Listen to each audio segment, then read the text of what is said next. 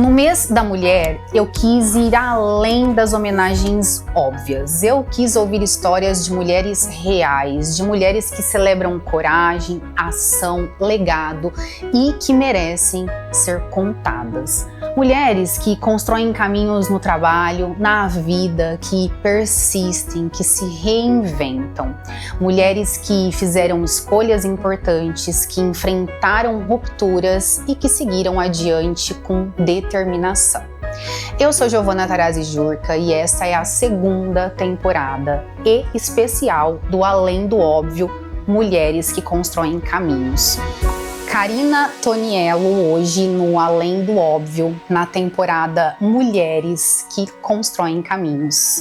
Hoje nós recebemos a Karina, que é uma mulher que cria, que escolhe, que segue sempre com o coração à frente. Ela é daquelas mulheres que constroem caminhos com intenção e com sensibilidade. Ela fez da criação independente não só uma escolha profissional, mas uma forma de existir no mundo. No centro da sua vida está a maior de todas as suas conquistas, a construção diária da sua família, feita com presença, com afeto e com entrega. Movida pelo amor, ela acredita que nada faz sentido sem envolvimento e sem encanto. Nem o trabalho, nem a vida, nem os pequenos gestos do dia a dia. Seja bem-vinda, Karina, é um prazer recebê-la. Karina, primeiro eu quero te agradecer imensamente por estar aqui. Eu te falava há pouco que para mim o teu nome precisava estar nessa mesa. Até um fato curioso que eu quero contar para quem está nos assistindo, que quando a gente fez a seleção, né, a gente trabalha em equipe, ninguém faz nada sozinho, tem uma equipe maravilhosa aí ajudando nesse projeto, que é um projeto especial pra gente. Quando nós fizemos a seleção, a equipe separando os nomes dessas mulheres, né, interessantes, mulheres que realmente têm o que mostrar, têm o que deixar, né, tem um legado aí pra poder dividir.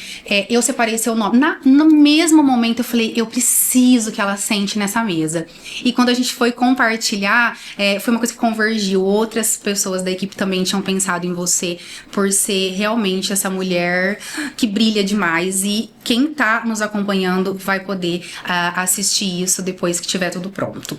Eu queria dizer pra você que você parar seu tempo, estar aqui, eu me senti muito reconhecida. A gente se conheceu há pouco tempo e a gente se conectou muito. Eu brinquei contigo que eu paro pra ouvir nessa loucura da minha vida, eu paro pra ouvir pessoas que eu realmente sinto que são muito interessantes, e você foi essa mulher que despertou isso em mim. Então, te agradecer e já pegar o gancho, né, pra não ficar eu aqui falando, porque a entrevistada aqui é você. Eu queria que você falasse um pouquinho da Karina pela Karina. Bom, primeiro, obrigada pelo convite. É gostoso a gente ouvir, né, do outro que a gente é interessante, que a gente pode falar alguma coisa que acrescente a vida dele. Mas quando a gente também admira esse outro, então essa opinião se torna mais relevante ainda, né, para aquilo que a gente pode falar, que a gente pode compartilhar. E então para mim também é uma honra estar aqui. Separei o tempo com o maior carinho, porque me senti realmente importante quando eu recebi o convite para estar aqui. Adorei o nome do podcast, porque eu acho que pelo pouco que a gente já se conhece, mas pelo muito do que a gente já se conectou, achei a sua cara, porque você realmente vai além do óbvio, né? Você é uma mulher que eu acho que está além do óbvio, e é importante que você crie essa oportunidade para as pessoas verem isso tanto em você quanto em outras mulheres. Então, eu acho que, já também aproveitando isso para falar de mim, eu acho que a Karina é uma mulher que também valoriza esse tipo de coisa. Assim como você, eu acho que eu sou uma pessoa que não gosta muito do raso, né? Então, eu gosto sempre de me aprofundar naquilo que eu faço, com quem eu conheço. Muitas vezes, por ser assim, isso acaba exigindo que eu tenha um filtro, né? Porque, invariavelmente, não é sempre que a gente pode fazer isso a todo instante, a todo momento, com todas as pessoas. Mas, ao longo da vida, como também a gente estava falando agora há pouco, a gente aprende a desenvolver esse filtro, né? Uma coisa que vem de dentro, assim, essa sensibilidade, para apurar um pouco o olhar para as pessoas, para situações que são especiais. Então, eu acho que eu sou uma pessoa também que eu posso me definir como uma pessoa que busca, né? Que busca aprender, que busca conhecer, que gosta de experimentar coisas diferentes. Muitas vezes eu me comprometo e me envolvo a tal ponto disso gerar muito frio na minha barriga, mas isso também é gostoso, porque depois que eu passo por aquela situação, eu vejo que foi mais uma coisa que eu vivi, mais uma coisa que eu experimentei, mais uma pecinha que se encaixou no meu quebra-cabeça, né? E uma vez, eu lembrei agora de uma coisa que eu escrevi há muito tempo, gosto muito de escrever, isso também é uma das minhas características que acaba sendo mais marcante na minha personalidade. E eu me defini num curso de redação que eu estava fazendo como um compartimento. Então, nesse compartimento, muitas mulheres habitam, né? Então, tem hora que eu sou a Karina menina, tem hora que eu sou a Karina anciã, tem hora que eu sou a Karina que está perdida, tem hora que eu sou a Karina que dá a mão para todas elas e lidera todas elas. E eu já achei que eu tinha que escolher uma delas, e hoje eu fiz as pazes com todas elas e aceitei que eu sou todas elas. E então a Karina é um time, a Karina são várias Karinas, eu acho. E uma coisa interessante que a gente conversava um outro dia, Karina, é sobre essa... Talvez isso venha muito com a maturidade, sobre isso de aceitar as nossas escolhas, sobre essa questão de aceitar esses equilíbrios que a gente precisa colocar dentro da nossa vida, de todas essas mulheres que nós somos, e de entender que em momentos vai prevalecer uma delas em detrimento da outra. Queria que você falasse um pouquinho pra mim sobre a tua história, que eu já sei porque nós conversamos sobre, e que eu achei de uma grandiosidade. Um momento que a gente conversava e que eu percebi você uma mulher muito forte, mas ao mesmo tempo muito sensível em relação à escolha, e foi até o que você definiu como a sua colocação de vida, a sua frase, o que te rege. Eu queria falar deste lugar, mas para falar deste lugar, que as pessoas já vão nos entender, eu queria que você traçasse para mim a Karina do início, lá quando começa a vida dela jovem e chega nessa Karina de agora. Nossa, nem sei por onde eu começo, mas vamos lá. Quando eu comecei a me entender por gente, né, vamos dizer assim, eu sempre me vi como uma pessoa sensível, realmente. Sensível no sentido não de ser frágil, mas no sentido de querer escolher sentir. Perfeito. Né? Justamente para que as coisas, talvez, já acho que desde essa época, mesmo que inconsciente, eu já tinha essa necessidade de... Não sei se já era necessidade de buscar conexão ou se era necessidade de buscar sentido nas coisas. Então, é aquela coisa assim, de muito cedo já começar a me perguntar não sei se o porquê ou para quê, mas alguma coisa entre uma coisa e outra, né? Então, eu percebia desde cedo que eu gostava muito, já era uma criança muito criativa, muito sensível, que gostava muito na minha cabecinha infantil, mas eu já refletia, eu já pensava sobre o que era morte, eu já observava a minha avó, que era muito mais velha e já tinha um aspecto, assim, para mim, até então, de fragilidade. Era uma criança que me preocupava com o fim do mundo, né? Então, assim, eu acho que eu tinha... Desde muito cedo eu tinha questões que mexiam comigo, que talvez não fossem de acordo com a minha idade. Então eu não sei se já era uma maturidade, mas eu acho que tinha mais a ver mesmo com uma sensibilidade. Então eu já buscava muito assim questões ligadas à espiritualidade, gostava muito de ler. Sempre fui muito introspectiva nesse sentido. Por outro lado, no outro extremo, eu era aquela menina que estava sempre rindo, sempre brincando, sempre gostando de dançar, aprender as músicas, aprender as coreografias, e aí eu aprendi a música, eu queria decorar a letra dela, traduzir a letra dela, entendeu? Então, assim, eu acho que eu sempre procurei uma camada além, realmente.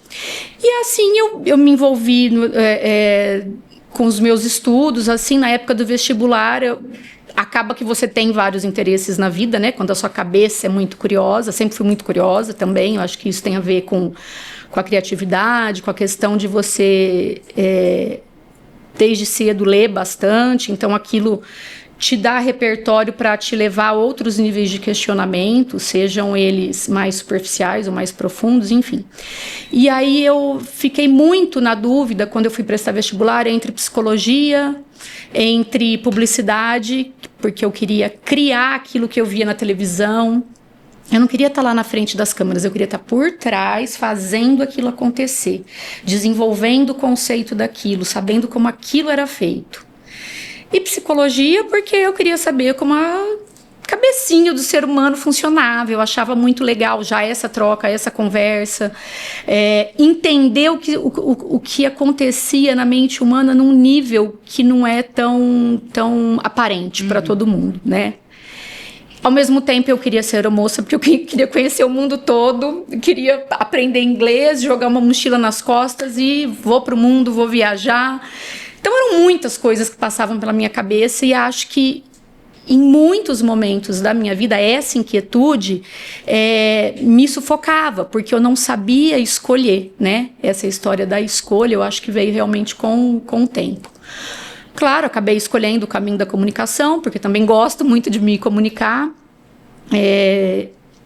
E aí eu falei, tô no lugar certo, porque uma das primeiras aulas da faculdade, o que um dos meus primeiros professores me falou foi que o publicitário bom tem que ter repertório.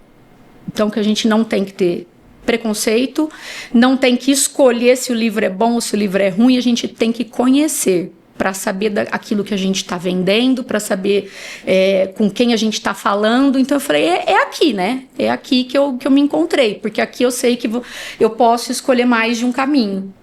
E no fim, o caminho que eu escolhi foi o que eu achei, assim, que eu jamais escolheria. Porque se hoje eu falo que a família é a minha maior conquista pessoal e é a minha construção diária de vida, o que mais me realiza e sempre vai ser a minha prioridade, a minha primeira escolha, lá atrás eu falava que eu não queria casar, que eu não queria ter filho, que eu queria viver tudo isso que eu achava que o mundo me oferecia, né?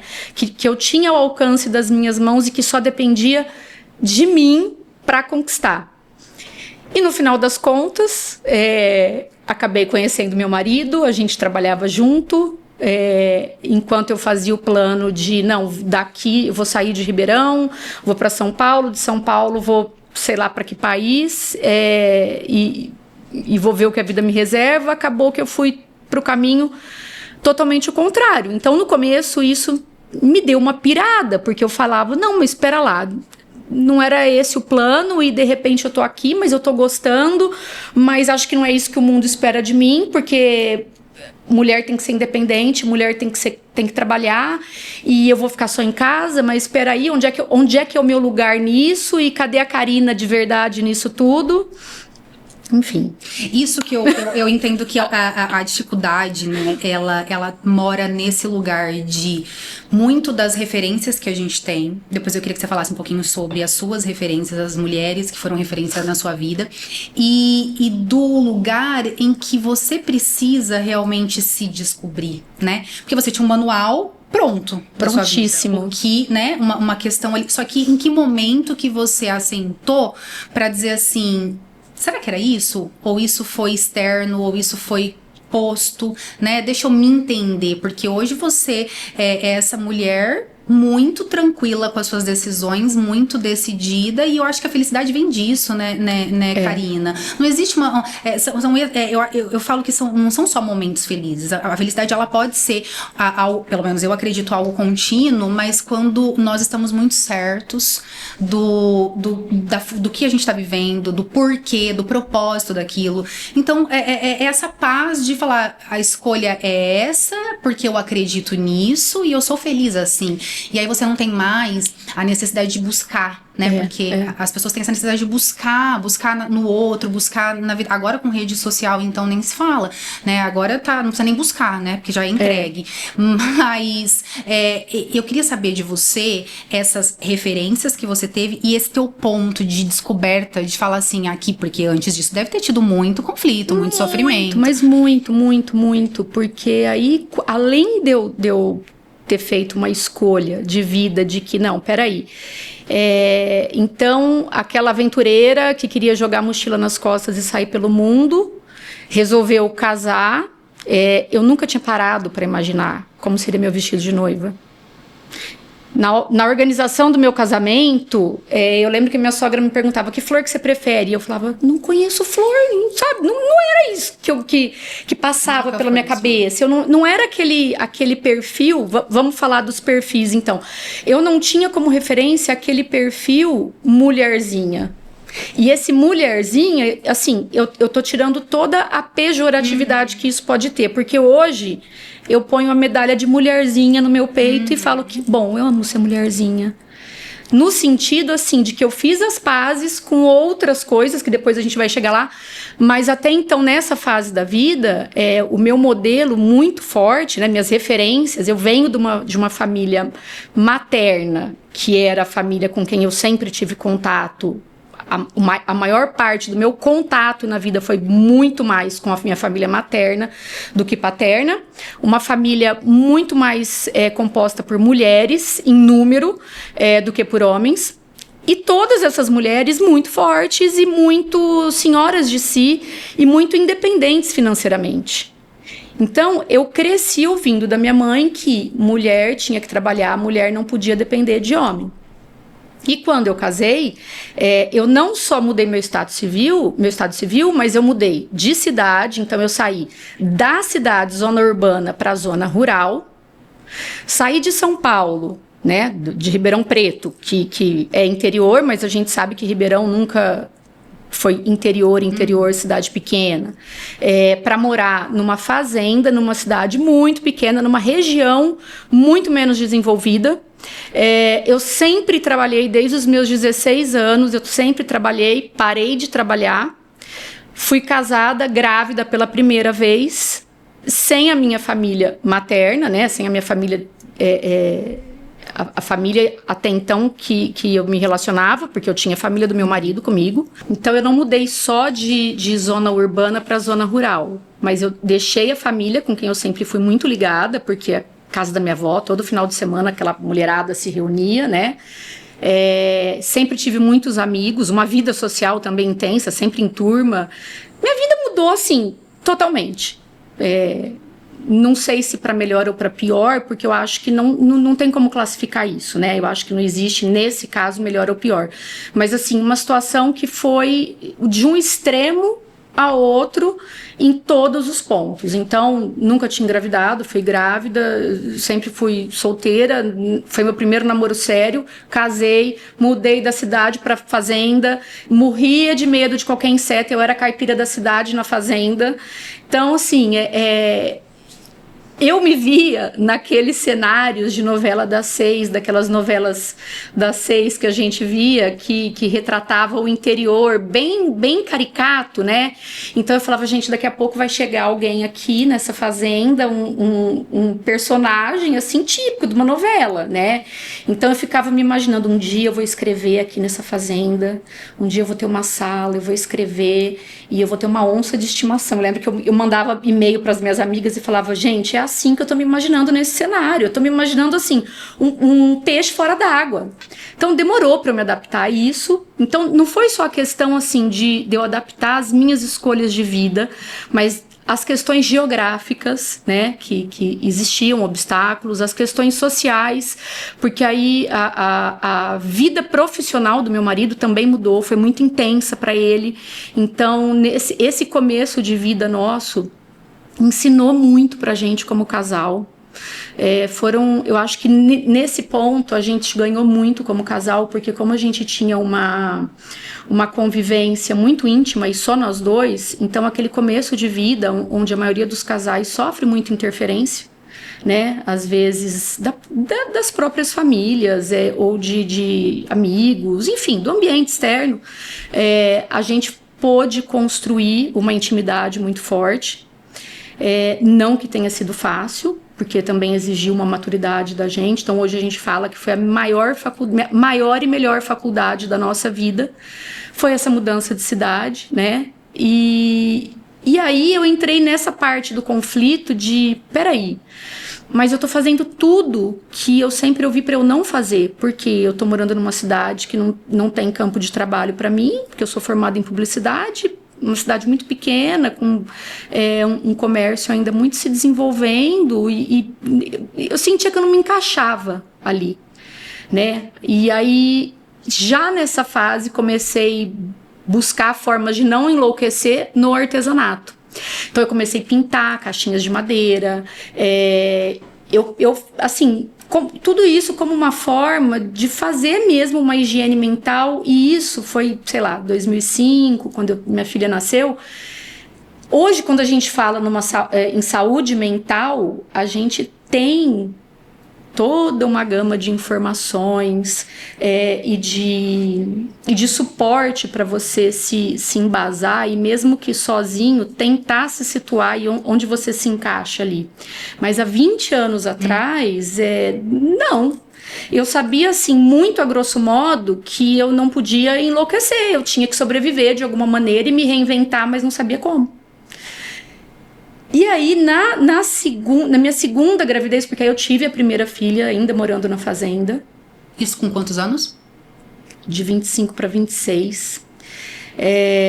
Tive a Helena em Ribeirão Preto, morava na fazenda, e aí, como a cidade era muito pequena, eu já percebi que eu não ia dar conta de morar em fazenda, tendo um bebê recém-nascido. A caipira da cidade não ia dar conta, então E sem rede de apoio. E sem rede de apoio. É o que todo mundo precisa. Exatamente. Porque na época, assim, eu tinha visitas longas da minha mãe, da minha sogra, mas eram coisas que eram transitórias, pontuais, né? Não era aquela coisa assim. Aí eu contratei babá, então eu lembro que na época outro conflito que eu sofri era esse, porque, nossa, eu não tô criando minha filha sozinha, eu tô tendo babá. Então eu já tinha os primeiros especialistas de internet, na época não Instagram, mas nos blogs que estavam começando a surgir, e era uma outra forma de eu me conectar com um mundo que eu tinha perdido contato, a internet. Então a internet também me ajudou muito, porque eu não me sentia tão isolada.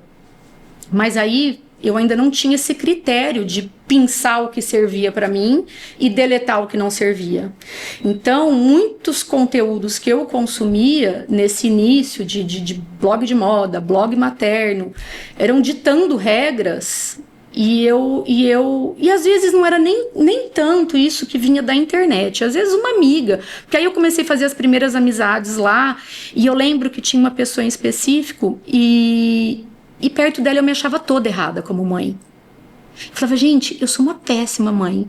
Boa mãe é a fulana, porque olha como ela faz tudo certo, olha como os filhos dela funcionam em tudo, e eu não tô sabendo ser uma boa mãe. Isso tudo antes de terapia, tá? Então, assim, eu demorou para eu perceber que alguma coisa realmente não estava bem internamente.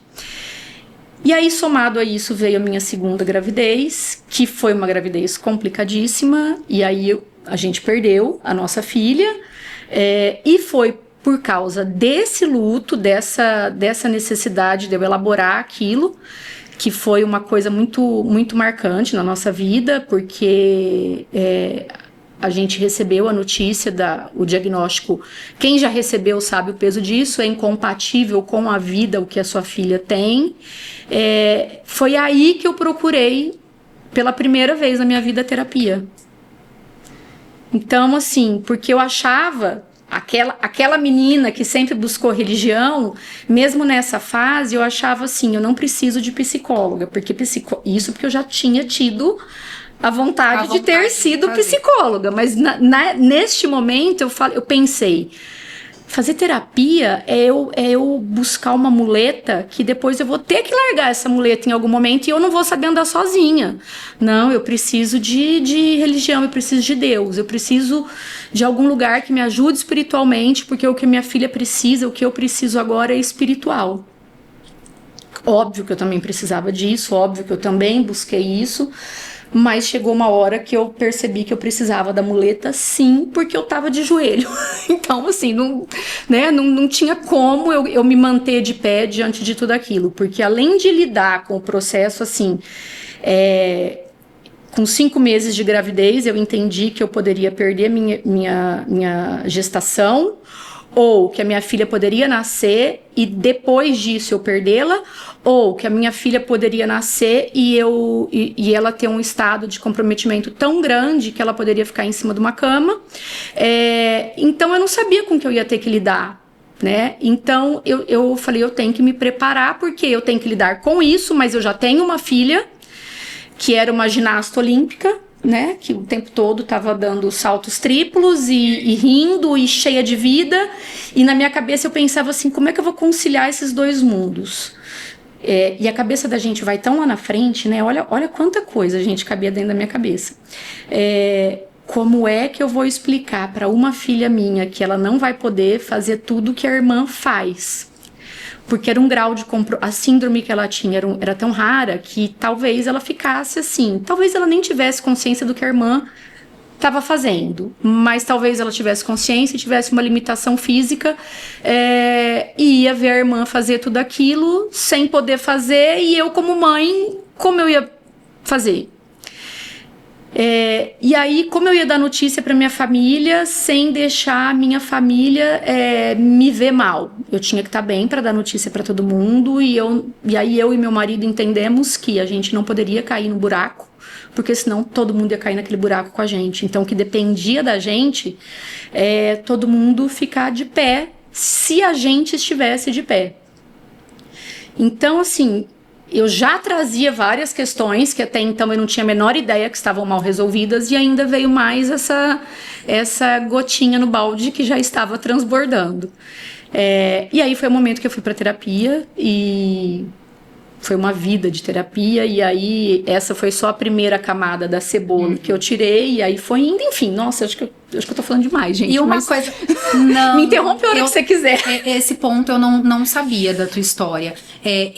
Uma coisa que me veio, né, dessa passagem que você conta da tua trajetória, o processo criativo sempre teve com você, né? Quando você fala daquela menina lá que ficava imaginando Deus, como era, e aí depois você traz essa questão da fazenda, que você ficava imaginando um personagem da novela entrar. Isso é muito interessante, porque é um traço da sua personalidade, a questão da criatividade. Sempre. E aí você tá nesse mundo de publicidade, depois você tem obrigatoriamente fazer uma escolha, e você escolhe pela tua essência, né, sua família, e aí você vai traçando essa trajetória, porque muita rota recalculada. Mas e aí você nunca tinha pensado nisso, mas realmente foi muita rota recalculada, exatamente. Sim. E aí traz pra mim esse resgate, ou foi não. Aqui que você percebeu? Como que foi isso, esse processo, essa descoberta? Eu tive realmente que entrar num processo de fazer as pazes com muita coisa. Primeiro, entender que na minha cabeça criativa, tanto essa questão criativa poderia ser para o bem quanto para o mal. Então, ao mesmo tempo que engraçado que agora eu também estou lembrando de uma frase que eu sempre falei desde muito novinha, que a minha melhor amiga ou a minha pior inimiga sempre seria a minha cabeça. Justamente porque eu acho que, assim, até hoje eu brinco, quando alguém fala alguma coisa, às vezes alguma coisa nojenta, eu falo, gente, cuidado com o que vocês falam perto de mim, porque eu tenho uma capacidade de visualizar as coisas em detalhes. Então, por favor, tem coisa que eu não sou obrigada a visualizar, não fala isso perto de mim. Então, isso é mesmo meu desde criança. E aí, e além da criatividade, a capacidade de divagar, de deixar isso fluir sem controlar.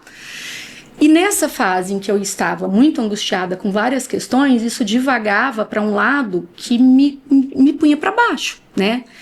Então, assim, foi realmente dentro da terapia. E engraçado que eu lembro que nessa época eu sempre consegui assim, antes de fazer terapia, qual era a maneira de eu entender o que eu estava sentindo? Escrevendo. Eu sempre mantive diário. Eu sempre escrevia muitas cartas para as minhas amigas, a gente trocava muita carta. Então a escrita para mim sempre foi uma ferramenta daquilo que hoje eu entendo que como de autorregulação. Então era por ali que eu escrevia, que eu entendia o que estava acontecendo comigo, às vezes contando para uma amiga, ou então mantendo um diário, contando para mim mesma. Era ali que eu elaborava alguma coisa muito amadoramente. E depois que assim, eu vivi essa fase de conflito muito grande, eu perdi a capacidade de escrever. Eu falava, não, eu sentia que eu precisava voltar a essa prática de manter um diário, e eu não conseguia. Eu travava, seja no caderno ou seja na frente do computador, eu não conseguia escrever uma linha daquilo que eu estava sentindo. Porque eu acho que eu não sabia dar nome para aquilo, né? Então, eu acho que o primeiro caminho o primeiro passo foi eu entender que a terapia me ajudaria a dar um nome para as coisas. E aí, aceitar até que muitas coisas eu não precisava aceitar. Eu acho que isso, assim, conforme o próprio luto da minha filha me ensinou muita coisa, porque assim que a notícia da morte da minha filha, eu recebi no dia do diagnóstico dela, que foi no ultrassom morfológico. Com 25 semanas. Esse foi o dia que eu recebi a morte da minha filha. O dia que ela morreu, com 15 dias de vida, eu recebi como se fosse um carimbo de missão cumprida. Não que não tenha doído, não que o meu chão não tenha se aberto de novo, mas assim, cumpri minha missão com ela. E aí eu pensei, tá, agora eu vou sofrer. Então agora eu me permito sofrer. Não me permiti. Porque aí eu falava assim, mas espera aí, eu sofri tanto esses meses, agora eu quero ser feliz. Então eu queria desesperadamente ser feliz. Eu não queria chorar. Quando era pra ela estar fazendo 1 ano, o aniversário de 1 ano dela, caiu na Páscoa. Eu fiz uma festa de Páscoa, que você não tem noção. Eu decorei. Na véspera, à noite, eu acho que aí também volta a criatividade, entendeu? Eu tinha que criar alguma coisa, eu tinha que transformar aquilo em alguma coisa. Então, fiz uma mesa de Páscoa, aí a gente tava na fazenda, porque essa fazenda fez parte da minha vida, enfim, faz até hoje, mas tudo, eu fui morar na cidade, mas todo final de semana eu tava na fazenda. Eu perdi a minha filha no ano daquela epidemia de gripe suína. E a Helena, que é a minha filha mais velha, tinha começado a ir para a escola. E eu ouvia aquelas notícias de gripe suína, eu falava, eu não vou perder outra filha. Corri para a fazenda e passei meses nessa fazenda, isolada de tudo. Porque eu sentia assim, aqui eu tô protegida. Entendeu? Porque eu acabei de perder uma filha, tinha acabado de perder a Duda. E a Helena com 4 anos, indo para a escola, e aquilo me aterrorizava. A possibilidade de ver minha filha doente, né? De ter sido contaminada pela gripe suína, enfim. Era o que o mundo estava vivendo na época, isso foi em 2009. Então eu voltei para a fazenda. Quando em 2010, essa história já estava mais tranquila, enfim, a gente fez a Páscoa na fazenda, chamei a família toda, levei sobrinhos, irmãos, e pai, mãe, sogro, sogra. Foi aí que eu fiz essa festa, que eu falei, eu não tô comemorando com ela, mas eu vou comemorar por ela. Então eu vesti essa camisa. Se eu não posso viver com ela, eu vou viver por ela. Então eu vou viver dobrado agora também. Então, ao invés de chorar, eu vou viver, vou ser feliz, vou comemorar, porque a vida é perfeita, porque a vida é maravilhosa. Só depois de 1 ano, no 2º aniversário de morte dela praticamente, que aí foi quando eu acho que rachei ao meio, porque aí eu falei, não, agora não dá mais. Eu lembro que o Ricardo tava na Grishow, meu marido, e eu tava no apartamento da minha mãe.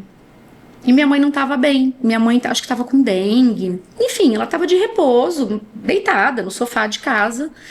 E começou a me dar uma crise no quarto da casa da minha mãe. Um pânico, uma coisa de ver minha mãe no sofá. E aquilo, assim, era a possibilidade novamente de uma perda. Gatilhos. E aí eu lembro que eu liguei pro Ricardo e falei, eu não tô bem.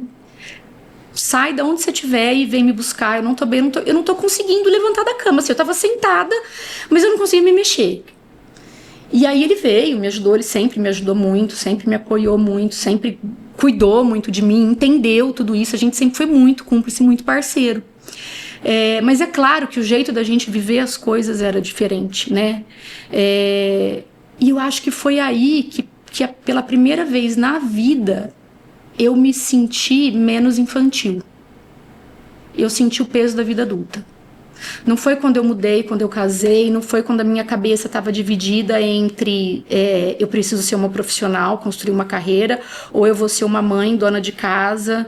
Eu brigava com a função de dona de casa se eu tivesse que preencher um formulário. Hoje eu acho isso de uma imbecilidade tamanha. Mas demorou e de uma generosidade. Sim, também, e por outro lado, de uma generosidade, entendeu? Mas você atrela essa virada de chave ao seu olhar para a finitude, por ter visto aquela situação da sua mãe? Não, eu acho que a virada de chave em relação à finitude da minha filha, sem dúvida nenhuma. E além de tudo, isso era uma outra característica minha que sempre foi muito forte. Ainda é. Eu sempre fui uma pessoa extremamente otimista. Eu sempre fui aquela da lei da atração. Não, então, como que eu não vou achar uma vaga na porta do shopping? Eu quero, eu vou achar. Eu quero, eu consigo. Eu posso, eu consigo.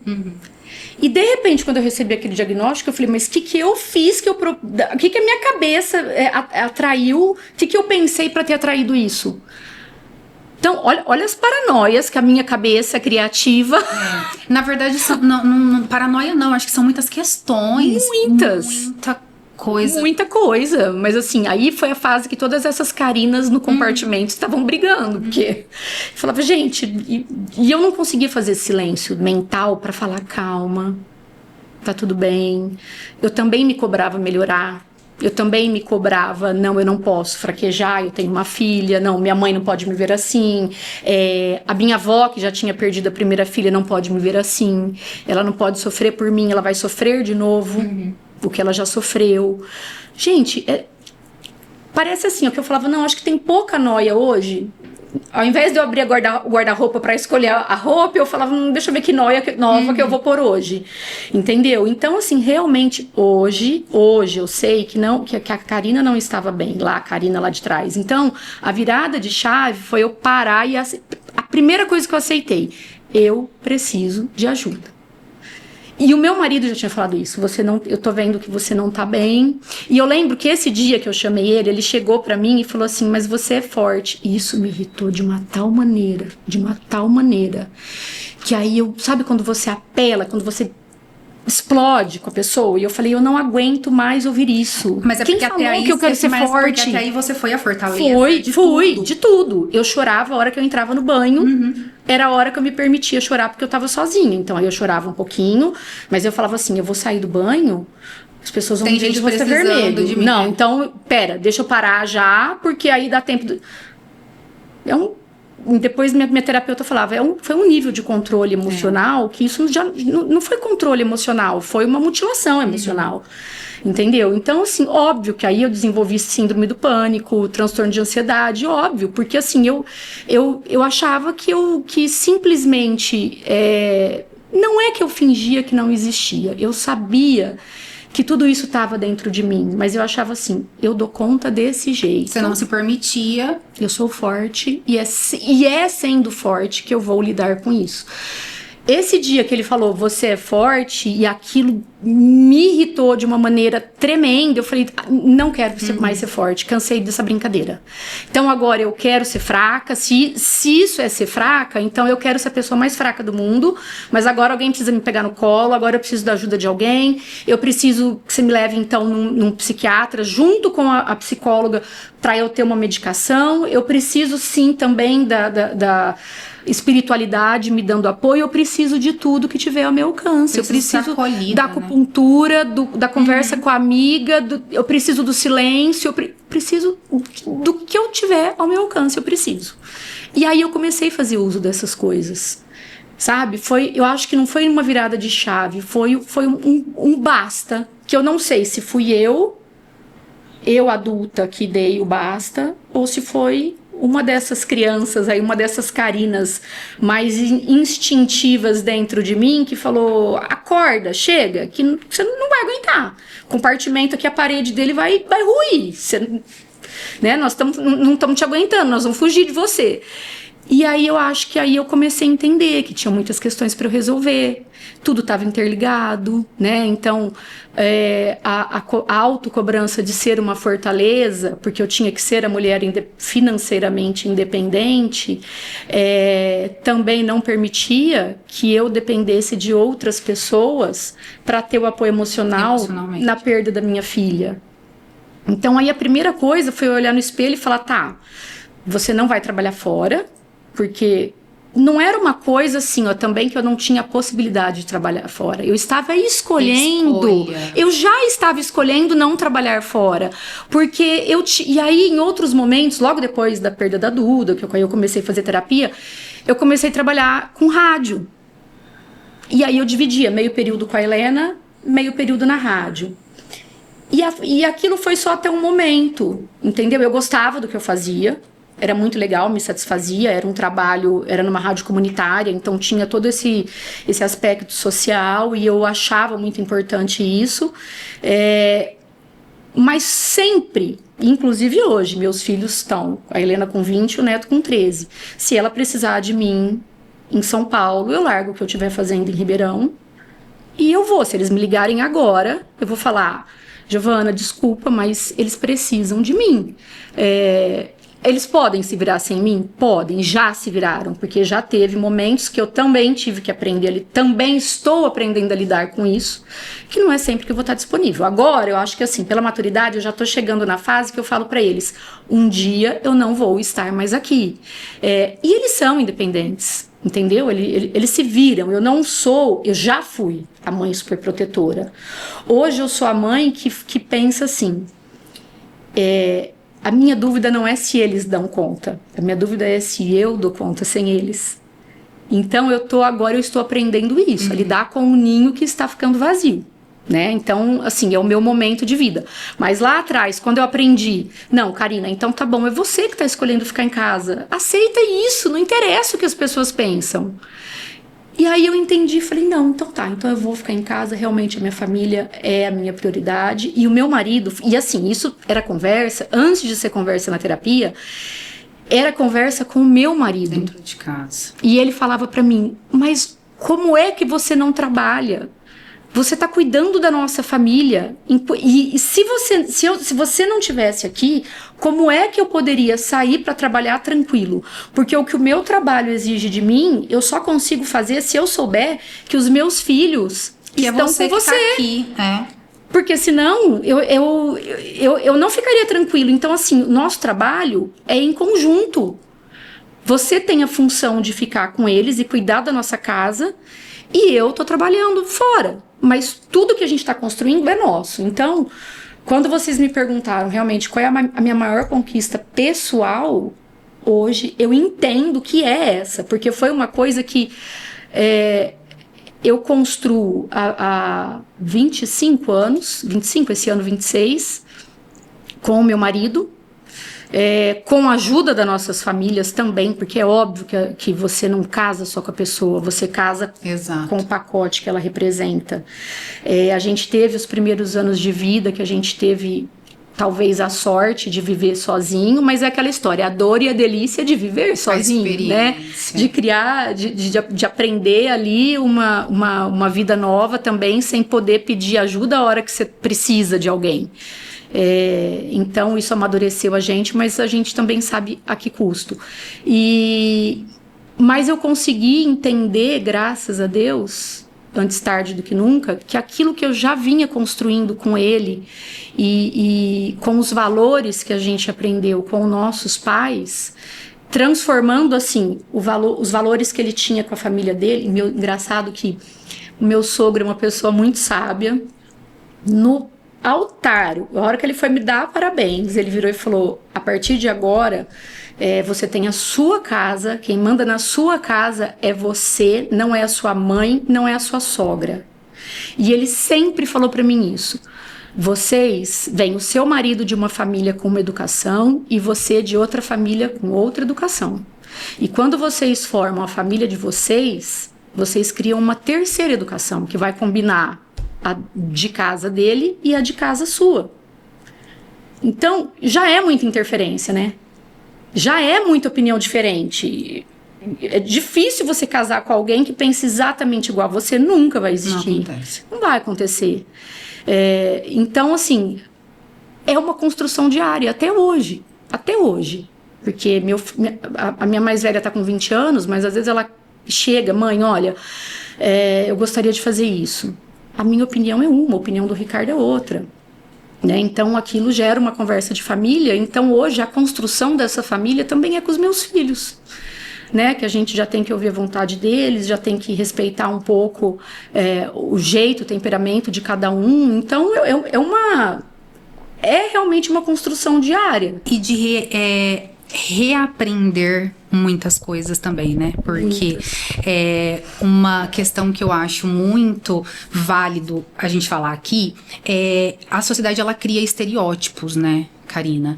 E o que acontece? Quando a gente pensa numa mulher bem resolvida, o estereótipo social é daquela mulher que naturalmente vai ser bem sucedida no mercado, profissionalmente ou financeiramente, né? Mas aí a gente também abre um leque muito grande para discutir nesse viés, e não é o propósito do nosso papo agora, porque esse financeiramente ele tem muita coisa. Você é bem sucedida financeiramente uma vez que você contribui para o sucesso da tua família, né? Mas voltando a essa questão da mulher, ela é essa mulher que ela é bem sucedida na profissão, enfim, ela tem o dinheiro dela e tudo. Só que uma coisa que eu acho muito interessante do teu perfil, e saindo desse raso, que é o que a gente não gosta do estereótipo, é que a mulher, você materializa a essência de uma mulher forte, de uma mulher bem-sucedida. Por que eu te falo isso com muita tranquilidade? Porque eu nunca vi uma pessoa que, dentro das suas escolhas, ou já vi, mas você faz parte de uma dessas pessoas que eu vi, que dentro das suas escolhas, defende a tua decisão, da escolha do teu propósito. Porque no final do dia, foi isso que você fez, porque você era uma mulher, você tem sua formação, você tem o seu trabalho, você tem a tua capacidade, a tua inteligência absurda, né? Aqui não sou eu que tô falando, todo mundo pode ouvir. Você hoje tem a sua nova empresa, a sua nova atividade, mas dentro de tudo isso, você fez e faz diariamente a escolha pelo teu propósito, que é o propósito da sua família. Sim. E isso é de uma força, né, considerável, e uma mulher que se coloca no mundo. Sim, hoje eu me sinto dessa forma que você falou, forte e decidida, como lá atrás eu havia deixado de me sentir. Hoje eu me sinto assim justamente porque é aquela história. Quando você falou da felicidade, eu até acho que assim, não tem muitas vezes como a felicidade ser um estado permanente na vida da gente. Mas eu acho que o contentamento, ele tem que ser pelo menos na maior parte. Óbvio, o descontentamento move a gente, move, e ele tem o seu papel. Mas se você passar a maior parte do tempo descontente, e eu penso assim, ó, contente como aquilo que está contendo mesmo, aquilo que, sabe, que está te preenchendo. Então, eu estou me contentando, me preenchendo daquilo que me faz feliz. Infelizmente não é a realidade da maioria das pessoas. Pode não ser quando a gente fala, né, desse âmbito aí que a gente não vai entrar tanto. Vamos trazer a minha própria realidade da família que eu vim. A minha mãe não pôde ter o privilégio de ficar em casa. Ela e meu pai trabalhavam fora o dia todo para criar muito bem os 3 filhos. Então isso tem um valor para mim tão grande que talvez por isso tenha sido uma referência tão forte na minha vida, que eu achava que eu tinha que repetir. Exato. Quando minha mãe falava mulher não tem que depender de homem, não era um selo que ela colava na minha testa. Era a fórmula que tinha dado certo para ela. Então, o que a gente quer? sempre o melhor para os filhos, para quem a gente ama. Então, se aquilo foi bom para ela, ela queria o melhor para os filhos também, né? Então, hoje eu entendo que foi nesse sentido que ela falava para mim.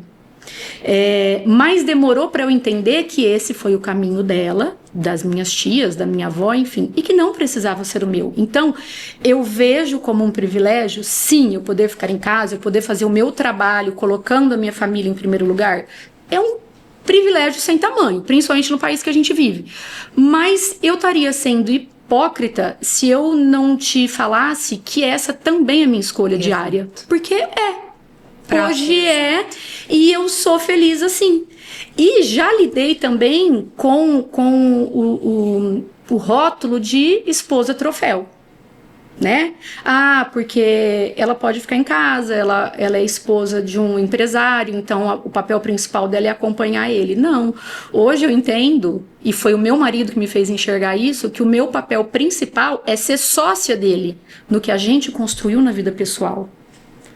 Então hoje a gente fala que a sociedade empresarial ela é um segundo casamento, mas o casamento também é uma sociedade. Porque você também tem que conduzir aquilo diariamente, aparando o que não está funcionando, fortalecendo aquilo que está sendo bom, tanto no relacionamento como casal, como no relacionamento pai e filho, no relacionamento você, filho, né, com seus pais e com os seus sogros e com os seus irmãos, enfim, com todo aquele círculo mais próximo de você.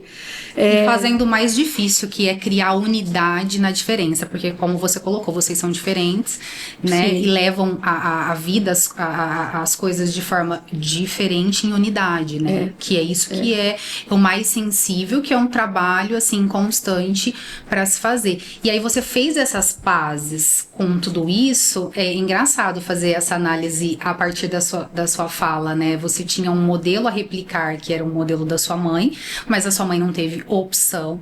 Você teve opção e escolheu, porque você poderia ter escolhido não ficar na sua casa e colocar as pessoas para ficar ali, para cuidar, quer dizer, então uma escolha de propósito. Aí você demora a identificar isso, são muitos conflitos para identificar isso. E aí você ressignifica esse papel de Karina, de mulher que não é necessariamente o mesmo padrão da sua mãe, que não tenha, né, o mesmo pensamento, tem os mesmos valores, mas não tem a mesma... Eu acho que essa é a essência da coisa. Você entender que os valores você pode trazer para sua vida e manter e replicar, mas você não precisa replicar o mesmo caminho. É o mesmo caminho, acho que é isso mesmo. É isso. Né? Eu falo isso muito na minha experiência de vida enquanto mulher pessoal com a minha mãe. A minha mãe se separou e escolheu não casar novamente. E eu escutei muito isso. Inclusive, quando eu me separei, eu escutei isso muito da minha mãe. Não case mais. Casou uma vez, separou, não deu certo. O que doeu nela, ela não queria que doesse em você. Exato, exato. Natural, e aí você tem as opções na vida de replicar, né? Porque minha mãe também sempre foi uma mulher muito referência em tudo pra mim. Então você tem as opções de replicar. E eu lembro muito de uma conversa que eu tive com ela, que eu disse, mãe, eu sou muito parecida com você até a página 2. Daqui em diante, eu não sou forte como você, eu não sou uma mulher, porque eu já parei pra me autoavaliar, eu não sou uma mulher que quero ficar sozinha, como foi a sua escolha, e ela vive muito bem assim. Eu preciso de uma companhia, eu quero, é uma escolha minha. Então é muito nesse lugar de você traz os valores da mulher, daquela referência, mas você sabe que você não é a mesma pessoa e que não é tudo que você quer fazer igual, que não é tudo que você sente igual, que não é tudo que você... Não é? Então, acho que é se encontrar nesse lugar de mulher, porque aí você começa a se perdoar, a aceitar, a entender que ok com o que você escolheu e não ficar naquele processo de massacre, porque a gente se massacra muito igual... porque eu não sou uma boa mãe, porque eu não sou uma boa profissional, porque eu não sou uma boa esposa, porque eu não sou... Então, e eu acho isso interessante no seu posicionamento, como ser genuíno mesmo, porque você é essa pessoa que cumpre tudo, é uma mulher inteligente, é uma mulher que fez a escolha pela família, que não precisa, então vai contra, eu que gosto muito disso, de saída das coisas que são muito simples, superficiais, ou então estereotipadas, ou então modelo, sabe, protótipo, eu acho isso de uma grandeza, porque a mulher não se coloca necessariamente naquilo de, olha, eu preciso sei lá, fazer acontecer na vida profissional, ter uma carreira brilhante. Não, por que necessariamente isso? Eu preciso trabalhar fora, hoje, para isso que você tá falando, para o bem-estar dos meus. Mas se eu pudesse ter a escolha de estar com os... Porque é tudo por eles. No final do dia, tudo pelos meus filhos. Se eu pudesse estar naquele contexto de ser tudo por eles, né? Sem precisar ir buscar e unir junto com meu marido, faria essa escolha. Então eu me identifico muito em relação a isso. Só que aí você chega num ponto da vida que você mesmo tá dizendo, a sua filha tá com 20, o seu filho com 13, e você precisa novamente começar a recalcular uma rota. E eu queria falar o tempo todo, né? O tempo todo. O tempo todo. Vida eu acho que a vida é isso. Não, eu adorei essa analogia que você fez, porque eu nunca tinha pensado, e é isso. E aí, como é que tá? E como que é isso pra você? Porque o teu propósito agora, ele começa a tomar uma outra forma. Os filhos vão, né? Lógico, vão construir família, construir a vida deles. Já, né? A sua filha já saiu de casa provisoriamente, mas tá fora. E como que é? Aí você volta a buscar outras coisas dentro de você. É tão engraçado, porque a saída da minha filha de casa já tem quase 3 anos. E aí, quando eu deixei o curso natural da vida, né? Eu lembro que meus irmãos, as pessoas mais próximas falavam assim, até algumas tias, não acredito que você deixou ela ir morar em São Paulo. A gente achou que você não ia deixar. Por causa desse medo que eu tive muito tempo. Só que hoje eu também tenho ferramentas e mecanismos para entender assim, tá? São várias coisas. De novo, as várias Carinas. A Carina medrosa agora fica sentadinha aí olhando, que a Carina corajosa vai ter que entrar e aguentar a barra. E a Carina mãe, que tá vendo, não tá vendo a filha de 20 anos sair pela porta, tá vendo a menininha de mochilinha, como é que fala? Com fralda na mochila indo pra escola, sair de casa, entendeu? Eu acho que são várias coisas que a gente tem que separar e tem que entender.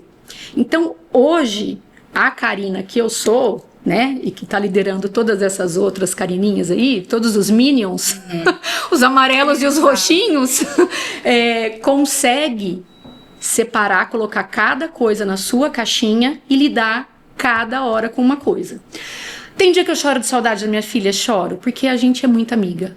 Então, por exemplo, hoje, ela tava no dentista e eu tava me trocando pra vir pra cá. Ai, nossa, queria que a Helena estivesse aqui pra ver se minha roupa tá boa, pra ver se meu cabelo tá legal, se o brinco ficou legal, entendeu? É esse o nível de relacionamento que a gente tem. Às vezes ela tá lá em São Paulo, mãe, olha que legal isso aqui, mãe. Amo conversar com ela, participar da vida dela, receber os amigos dela em casa, mesma coisa com o meu filho. A nossa casa, a nossa família sempre foi muito de acolher e conhecer realmente as pessoas. Então é claro que tem hora que eu sinto falta, porque nós não somos distantes uns dos outros, entendeu? Então assim, não tem esse distanciamento que eu vou virar uma chave e falar, tá, agora minha filha saiu de casa, fecho a porta do quarto dela, finjo que ela não existe. Não é assim. Independente de eu ter perdido uma filha lá atrás ou não, eu acho que isso é mãe quando o primeiro filho sai de casa. Exato.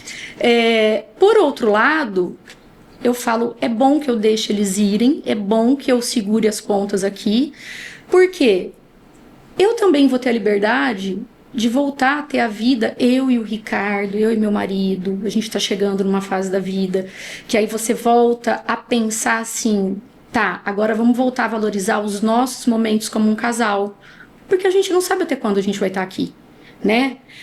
Quero viver muito, minha avó morreu com 105, 106, eu quero chegar aos 120, com bastante colágeno. Amém. Né? Amém. Mas eu falo assim, eu acho realmente que nós vamos ter condições disso, a nossa geração, de viver mais. Mas mesmo assim a gente não é dono de nada. Então tava tudo lindo, maravilhoso no script que eu tinha calculado, no roteiro que eu tinha feito pra minha vida. Eu tive que recalcular. Então, nada é garantido. E isso eu acho que é bom. E isso eu não aprendi com a perda da minha filha. Isso eu aprendi antes ainda. Com essa mudança minha de cidade, eu sempre fui muito próxima dos meus avós maternos. E eles já tinham uma certa idade. Então, cada vez que eu ia embora daqui, que eu voltava para Andradina, eu pensava assim, será que é a última vez que eu tô vendo eles? Então, intimamente, eu me despedia como se fosse a última vez. Porque eu não sabia quando ia ser. Eles já eram de idade, eu ia estar longe. Eu poderia, um dia, ser surpreendida com um telefonema, sei lá, aconteceu alguma coisa com o vô e com a avó, enfim. E, graças a Deus, não foi assim. Eu estava aqui, acompanhei os dois até o último dia de vida deles. Então, mas assim, eu aprendi isso quando eu mudei de Ribeirão, ficando longe das pessoas que eu convivia diariamente. Um dia você está próximo das pessoas, outro dia não. Ou porque você mudou de cidade, ou porque uma hora as pessoas vão embora. Você não sabe o tempo delas aqui, você não sabe o seu tempo aqui.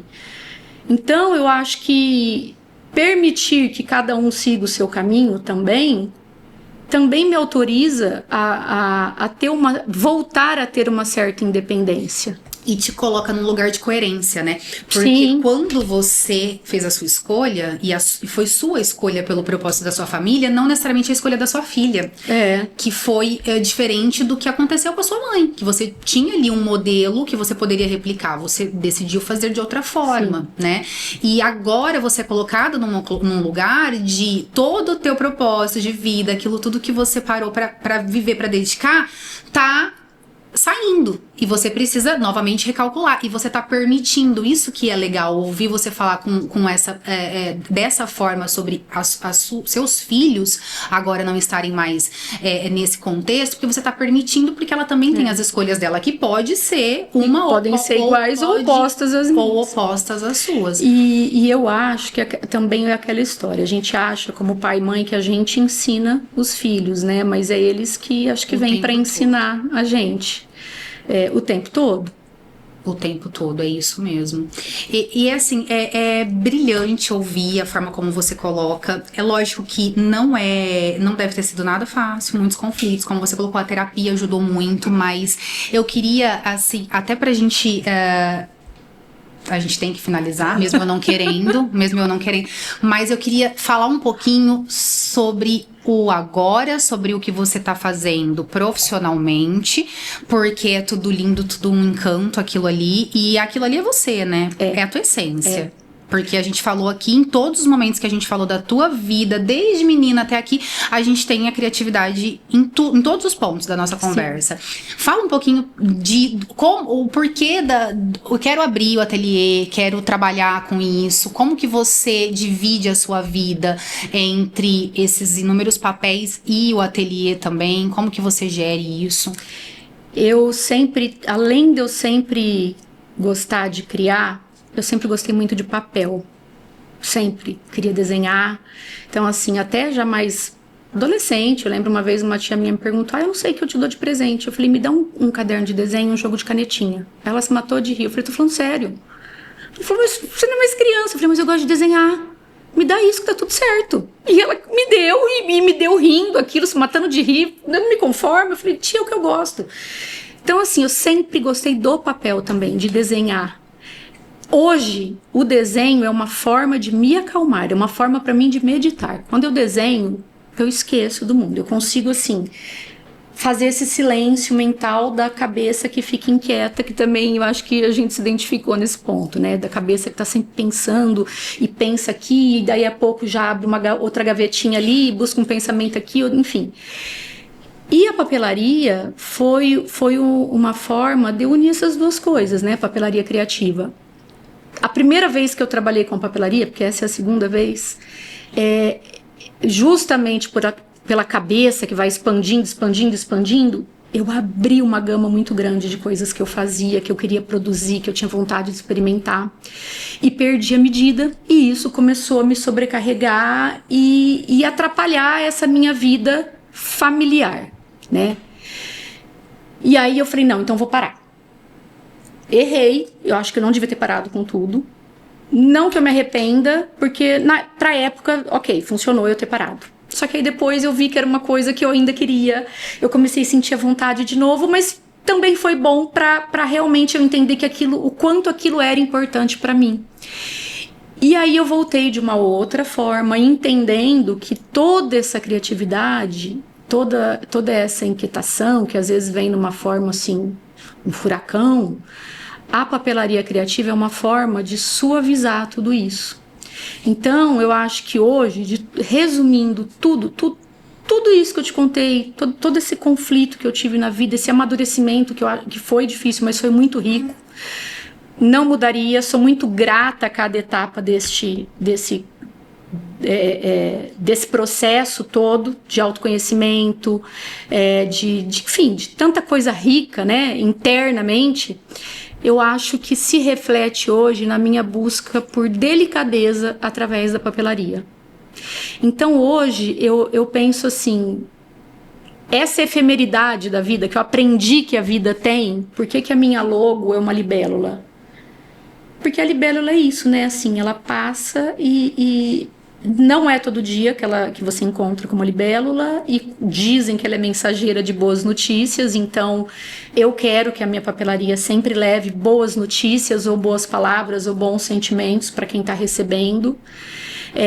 Quero que o meu trabalho entregue isso para as pessoas, seja uma entrega que a hora que a pessoa receber o produto, ela olha e sinta isso de bom, né? E entenda isso, quanto a vida é passageira e o que a gente deixa para as pessoas. Às vezes o que a gente deixa para as pessoas é isso, é uma troca através de uma palavra que pode ser mais delicada, ou que pode ser mais marcante, no sentido de, igual essa história aí da rota que você falou, que eu vou sair daqui com essa frase na minha cabeça agora. Estou recalculando a minha rota diariamente, se a gente for ver diariamente.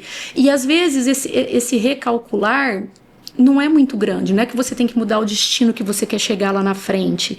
É mudar como é que fala? Um grau. Vamos imaginar que seja um navio, é mudar um grau na sua bússola, sabe? Mas justamente para lá na frente você manter o destino que você quer, mas sem esquecer que você não é dono aqui da jornada. E acho que tudo que eu quis fazer lá atrás, que eu me imaginava muito sozinha, hoje eu entendo que eu tenho companheiros para essa viagem. Graças a Deus, que ela é muito mais interessante. E eu tento canalizar tudo isso, realmente o que eu sou, o que eu acredito, como mãe, como mulher, como amiga, como filha, como ser humano, filha de Deus, na delicadeza e na criatividade que eu emprego no meu trabalho. Quando você me perguntou do perfeccionismo, né, que também pode ser pesado, e se a gente não tiver medida eu acho que é justamente isso, transformar esse perfeccionismo em excelência, mas de uma forma muito delicada, muito suave. E eu acho que esse é o encanto das coisas, né? E quando você põe amor, eu falo muito isso para os meus funcionários lá em casa. Quando eu vou contratar uma pessoa para trabalhar na minha casa, eu analiso o amor que ela tem para fazer as coisas, porque da maneira como você passa um pano no chão, a maneira como você escreve um livro, defende uma pessoa, salva a vida de uma pessoa num hospital, num tribunal, enfim, você pode pôr amor no que você está fazendo, e o amor é perceptível, das menores às maiores coisas. De fato, eu realmente acredito nisso. Então, eu acho que assim, sempre tem uma forma da gente ser mais delicada e viver as coisas com mais delicadeza. E eu acho que quando eu aprendi isso e passei, ao invés de querer impor essa força que eu achava que eu tinha que demonstrar, porque eu me vejo como uma pessoa forte, mas eu quero demonstrar e viver delicadeza. É isso que eu quero distribuir hoje. E é também um treino diário. Exato. E essa força não está atrelada muitas vezes ao que a gente pensa ou que vendem, né? Eu quero agradecer demais a tua presença, mas demais.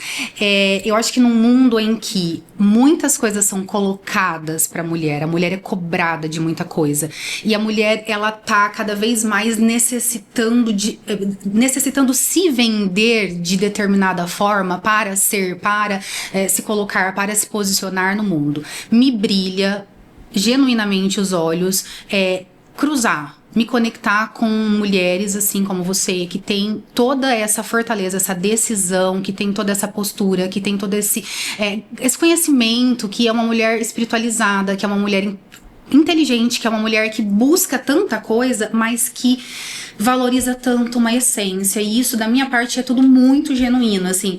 Talvez por estar num universo onde o currículo é extenso, onde grandes coisas que se faz no externo né, dessas mulheres, desse homem, é muito robusto e falta muita coisa nesse interno, falta muita coisa nessa outro lado da vida que parece que não se preenche. Que é o lado mais feminino, da energia que a gente tá perdendo no mundo. Exato. E em outro momento da nossa conversa aqui, quando eu falei, é um outro ponto que eu vou falar lá na frente, isso também foi uma coisa que eu acabei fazendo as pazes. Porque eu achava, por exemplo, que eu estar vestida mais feminina, isso é uma das coisas que eu admirei em você logo de cara. Porque eu percebi assim, ó, que você, agora eu que vou apresentar a doutora Giovana. Doutora Giovana é uma mulher maravilhosa, um escândalo de linda, com um bom gosto para se vestir, mas que tem uma sagacidade e uma generosidade para engrandecer outra mulher. Porque eu acho que o que falta hoje, justamente porque a gente, infelizmente, ainda vive num mundo, também sem querer levantar bandeiras, mas num mundo que a mulher ainda é cobrada de muita coisa, as próprias mulheres se cobram, se julgam e se diminuem, como se você olhar para outra e engrandecer a outra fosse te diminuir. Eu acho que a gente tem, pensando assim, ó, a mentalidade feminina atual da nossa sociedade, eu acho que a gente tem que parar e refletir sobre isso. Engrandecer a mulher que está do nosso lado, realmente enxergando, parando para enxergar a mulher que está do nosso lado e vendo o que ela tem de bom, não só fisicamente, mas a personalidade dela, porque esse é o verdadeiro motivo de inveja, né? Não a bolsa, a roupa, o sapato, o cabelo, mas o que a pessoa deixa vir de dentro e brilhar mais que tudo isso. Então, quando eu encontro uma mulher que é generosa o suficiente para deixar a outra mulher brilhar sem se intimidar, realmente eu vejo essa sagacidade, esse instinto selvagem nessa mulher, no sentido assim, dela saber o poder que tá ali dentro. E é aquela coisa, né? Ela só enxerga o poder da outra porque ela sabe que dentro dela também tem. E isso é muito gostoso, né? A gente sairia ganhando muito. O mundo sairia ganhando se a gente se enxergasse com essa generosidade mais como mulher. Então, eu que quero agradecer a sua generosidade. Imagina, eu que agradeço demais a tua... Eu tinha certeza que seria uma conversa nesse formato, deliciosa, de conteúdo. Foi mesmo, foi muito boa. Muito além do óbvio. E a cada encontro com você, eu acho que eu aprendo alguma coisa assim, sabe? Muito sutil, mas muito marcante. Com a mulher que eu já vi que você é. Então, parabéns também. Que bom. Obrigada. Não deixa nunca ninguém querer colar nenhum selo na sua testa. Obrigada. É isso mesmo. Obrigada. Essas histórias falam de decisão, de persistência e da capacidade de seguir em frente. Mulheres que se reinventaram, que enfrentaram desafios e que continuam traçando seus próprios caminhos com autenticidade. Você ouviu Além do Óbvio, temporada especial, Mulheres que Constroem Caminhos. Comigo, Giovana Tarazzi Jurca, e com as minhas convidadas. Obrigada por estar aqui. Até o próximo episódio.